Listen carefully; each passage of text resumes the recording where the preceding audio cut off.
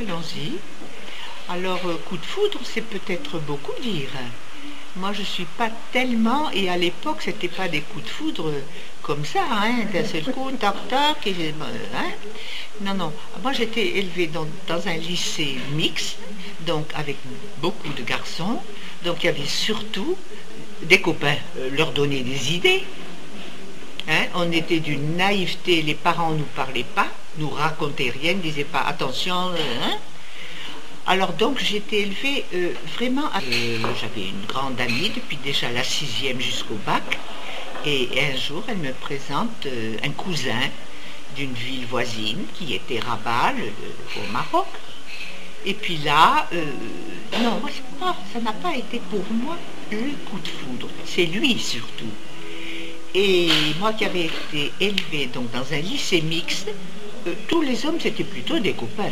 Je ne voyais pas tout de suite, hein, peut-être comme à notre époque maintenant, de quoi se faire une relation, de quoi aller, hop hop, de se dire, ben, pourquoi pas l'homme de ma vie, puisque je lui faisais déjà confiance, le jeune homme. Je me disais, il était travailleur, condition que nos parents nous avaient élevés. Maintenant, c'est autre chose. Les jeunes vivent leur vie avant et se choisissent après. Donc, nous, c'est un tout autre temps. Connaissez, ça fait que ce que je vous raconte, c'est très vieux jeu. Mais enfin, on a été heureux. Bon, malheureusement, il n'a pas pu me donner d'enfant. Alors longtemps on croyait que c'était moi parce que j'ai toujours été un haricot vert. Alors c'était moi qui... Et puis un beau jour le médecin a dit il faudrait quand même examiner monsieur. On l'examine et c'était lui qui était stérile. Suite aux oreillons autrefois où ça se reportait sur la fertilité du garçon. Bon, nous voilà donc partis, tout jeunes comme ça, pour adopter. Ah, mais un petit jeune couple comme ça, mais on n'adopte pas si vite. Il faut 10 ans. On va attendre.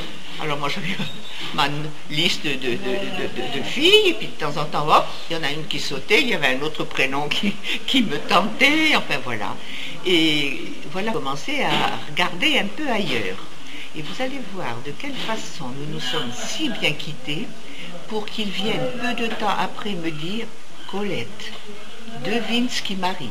Ce soit terminé alors qu'il était donc responsable, j'ai pas d'enfant à cause de lui, bon, et qu'on soit resté toujours amis avec les garçons, c'était pas ça.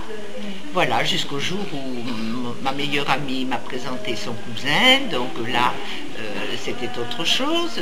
Non, là, ce que je vous raconte, c'est qu'à l'époque, il y avait donc les deux familles. Moi, j'étais d'une ville, lui d'une autre.